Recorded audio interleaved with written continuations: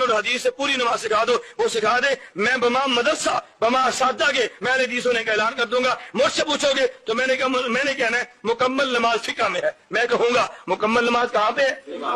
تو مکمل نماز کی ترتیب قرآن حدیث سے لیا تو لے کر لا سکتے ہیں۔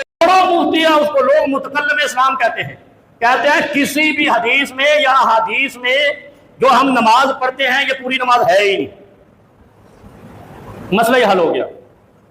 اور پھر ہم نے کہا تو مسلمان ہے ہی نہیں اس لیے کہ تو مرتد ہو گیا ہے۔ میرے پاس ویڈیو موجود ہے، لوگ متکلم اسلام کہتے ہیں، کہتے ہیں پوری نماز فقہ حنفی میں ہے، امام ابو حنیفہ نے دی ہے لکھ کر، گویا کہ جو اللہ نے قرآن میں فرمایا تھا الیوم اکملت لکم دینکم، دین مکمل ہو گیا، نبی کی زندگی میں دین مکمل ہو گیا، اس کے بعد صحابہ نے عمل کیا، سارا ناقص ہے، وہ نماز تھی ہی نہیں۔ پھر صرف اتنا نہیں، نبی علیہ الصلوۃ والسلام کی جو فرامین ہے نماز کے بارے میں، اول ما یحاسب بہ العبد یوم القیامۃ الصلاۃ، کہ قیامت کے دن سب سے پہلا حساب نماز کا ہونا ہے، اور نماز ہی نبی علیہ السلام نے پوری نہیں بتائی، وہ فقہ حنفی نے بتائی ہے۔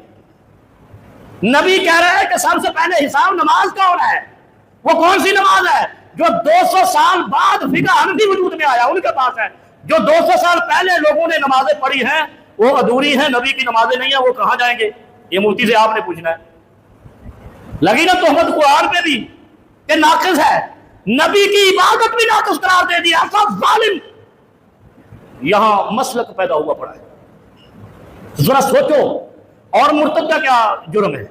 مرتد اس کو کہتے ہیں جو قرآن کے کسی حکم کو یا نبی کے کسی حکم کو رد کر دے،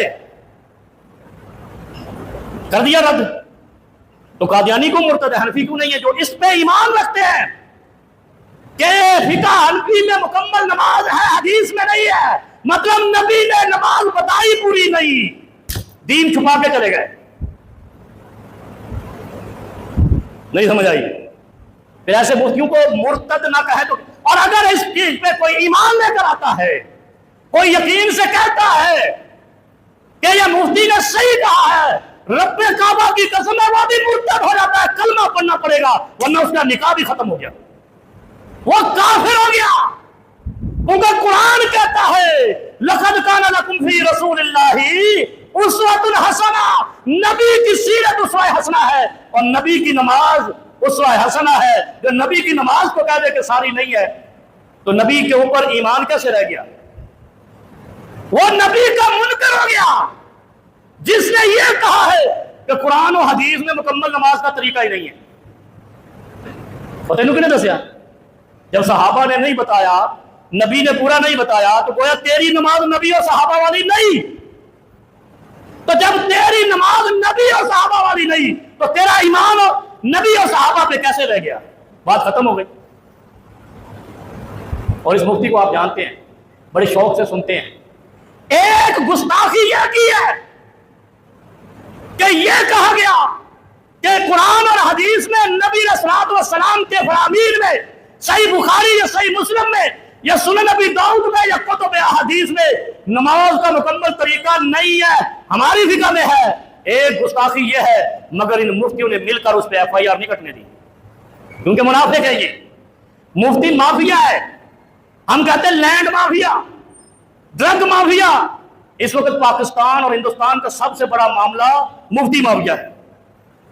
ان کا مفتی خدا کا بھی انکار کر دے یہ کھڑے ہو جاتے ہیں، اور عام آدمی جو ایک لے مین ہے، بے علم ہے، بے دین ہے، بیچارہ نماز پڑھ کے روزی کرتا ہے، اس سے غلطی میں بھی لفظ نکل جا کر سارا اسلام اسی کے اوپر ضبط کر دو اور اس کو پھانسی لگوا دو۔ ایسی بے غیرتی اسلام میں کبھی نہیں ہوئی جتنی پاکستان